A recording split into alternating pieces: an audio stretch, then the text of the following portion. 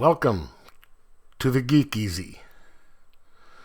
Sit back, grab a libation of your choice, and relax, 'cause it's time to do some geek stuff in the Geek Easy.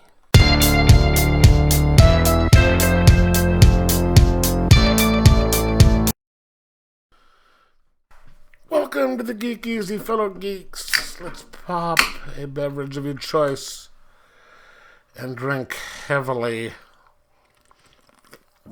because today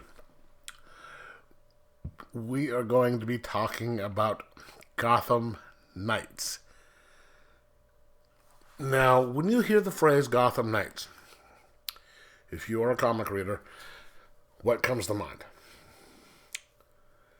Hopefully it is the series published by DC, which was written by Greg Rucka and Ed Brubaker, because it was a fantastic series dealing with... Oh, that was Gotham Central. Sorry. Never mind. But anyway, Gotham Knights. I'm sure that was something else. But this is the TV series. It premiered today, March 14th, on the CW.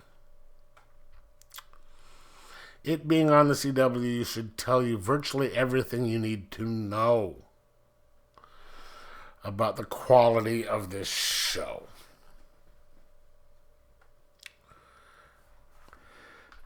Because if you've watched any of the other shows on the network, especially things like Batwoman, you are probably going to think that it sucks. And if you thought that it was going to suck, you'd be wrong. It didn't suck. It sucked and it blew at the same time. That's how bad this show was. Because it seems to me, just by watching this first episode, that the people writing it didn't even really have a rudimentary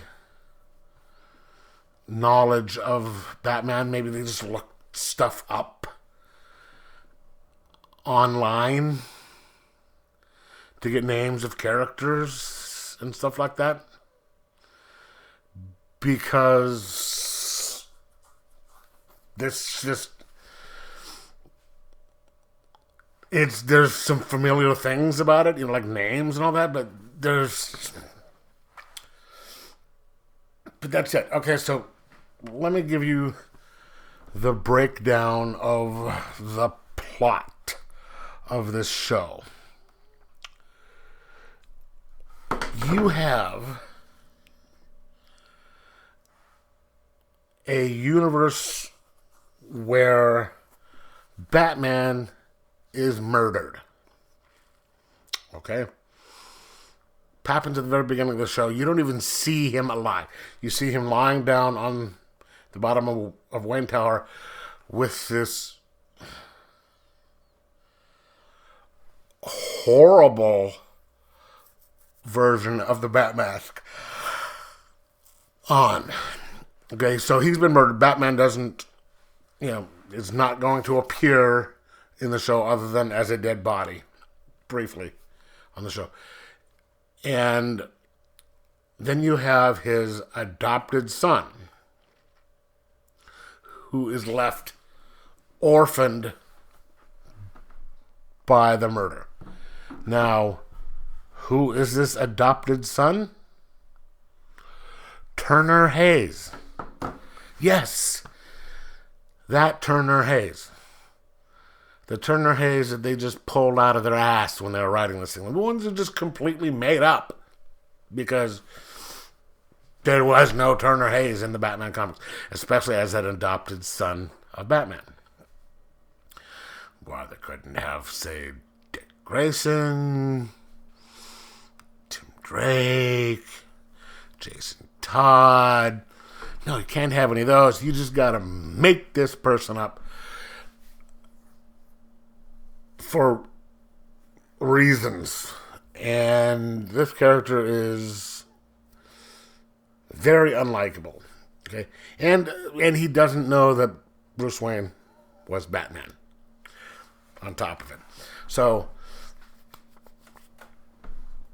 he's this kind of annoying prep school kid that he held a grudge against Bruce because he was never around, because he was always busy, and he thought it was because he was always at Wayne Tower and all that. It's like, oh gee,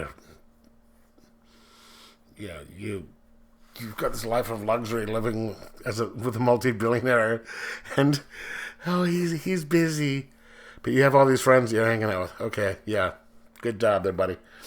And then you have Harvey Dent as the district attorney, not Two-Face, Harvey Dent.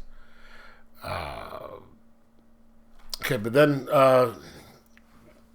what the people who are going to be the prime suspects of having killed Batman are these three kids that break into into Bruce office in Wayne Tower.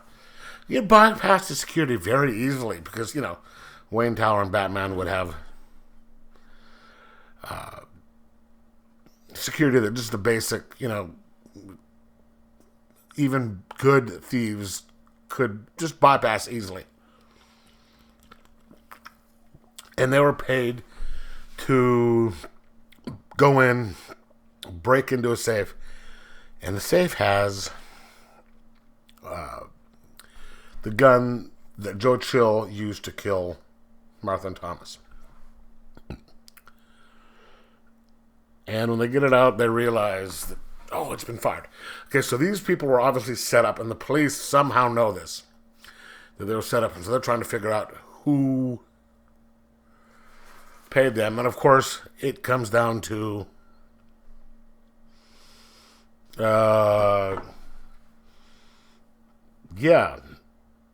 Turner Hayes, who, if he was adopted by Bruce Wayne, why does he have a different last name?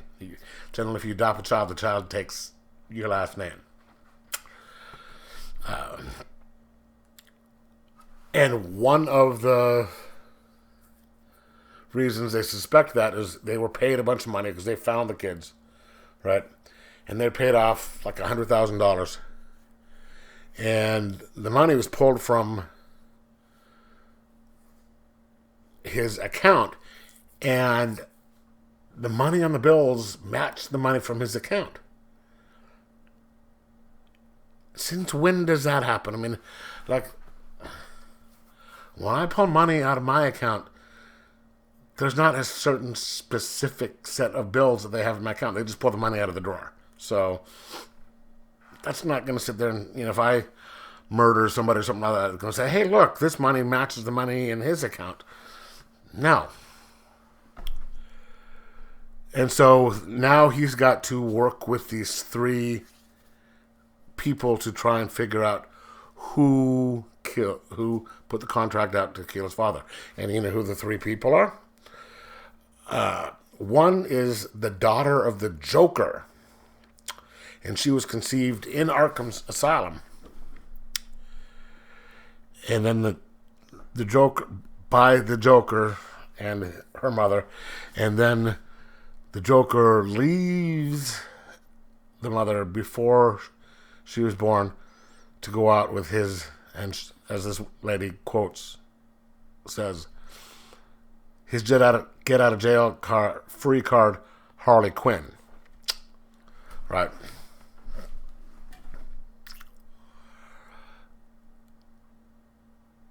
So her and then this brother and sister who check the marks on the little, you know, we have to have these type of characters in the show, you know, to represent.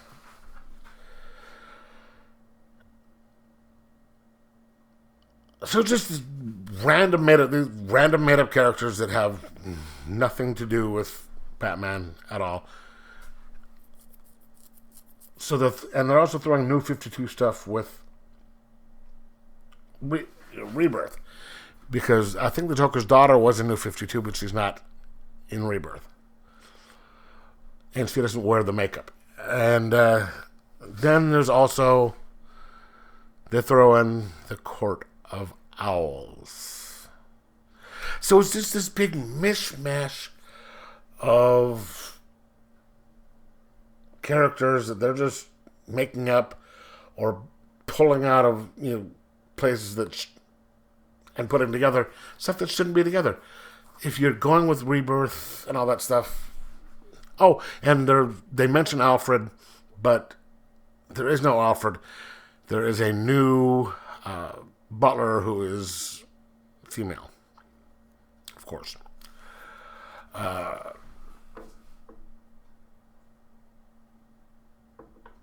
You just what they are doing is just turning this into kind of like a let's place this in the world of Batman, not have anything to do directly with Batman, not have him appear there, and then turn it into a kind of a teenage soap opera drama like they do with some of the other comic book properties, and have it written by people who have no idea what the hell they're doing. It made me wish that I was still drinking, because then I could have had a few drinks while I was watching it, and it would have made it a bit more enjoyable. But alas, I can't do anything more than this type of stuff. So I'm going to give this a 0.5 out of 5. And I can't say that I'm not going to watch it again, because I probably will watch it next Tuesday.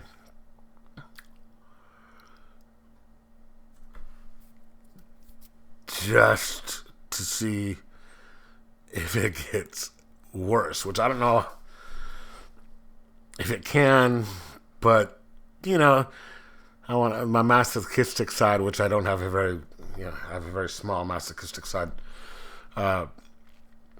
Wants to know if it can get worse than it already is, and yeah, it probably will. So, if you like torturing yourself, if you want to see how bad things can get, if you want to see if a show can make things like Batwoman enjoyable, this is the show for you. So, alright, let me know in the comments below whether you watched it or not, and if you agree with me. And like, subscribe, most of all. Enjoy your comments, because this show certainly isn't going to help you enjoy it.